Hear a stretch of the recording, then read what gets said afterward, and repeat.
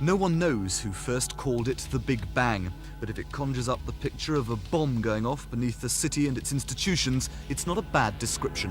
Hey, who's that for? 1985. Even Merrill Lynch, the biggest financial services firm in the world, admit to just a shiver of apprehension. They remember what happened when Wall Street changed its rules 11 years ago. It was a far less sweeping series of changes than are going to occur here on Big Bang Day. And yes, there were very, very profound results of that. I would say that over a period of 2 or 3 years following that, perhaps 40% of the firms which had been doing stock exchange business either merged or went out of business. That, to somebody who's in the stock exchange business, represents profound change. In reality, the Big Bang's not so much a one-off explosion as a chain reaction. Shortly after Mrs. Thatcher's return to power in 1983, the stock exchange accepted the abolition of stockbrokers charging a fixed commission to clients wanting to buy and sell shares. This was the trigger for a series of reforms.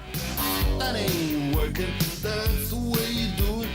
Money for nothing. As things stand now, if I want to buy or sell some shares, I go to a stockbroker. He gives me advice and takes my order.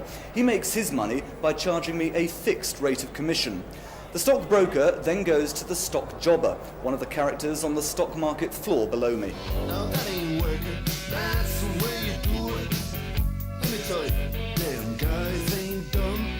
Maybe get a pistol on your little finger. In effect, a jobber is a wholesaler in stocks and shares. He buys and sells and makes his living from the difference between those prices. He never deals directly with the public.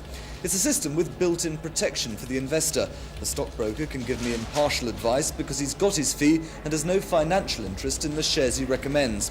And jobbers know they must pitch their prices competitively or they won't get the order.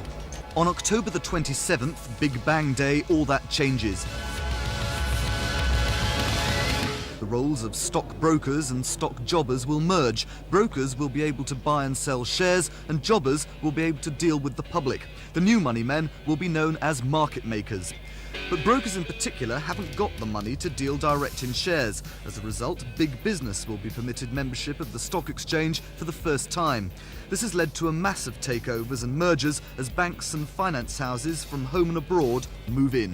But of course, Big Bang has its critics. Those who fear that high finance will find ways to sidestep new stock exchange rules. And those who have grave misgivings about what the merger of stockbroker and stock jobber will mean for investor protection. I think the worst scenario is that all the smaller operators, who will tend to be the old-fashioned British institutions, are going to be forced out of business. They will simply find the competition too intense.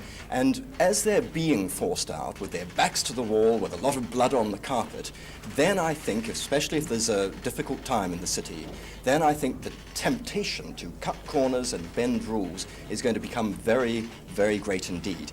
Everybody who operates on behalf of a client will have to be authorised. That will be part of the law of the land, whether it be members of the exchange or people dealing outside the exchange. But everybody will have to be authorised and will be therefore subject to the threat of disciplinary action if his actions fall below the high standards expected of them.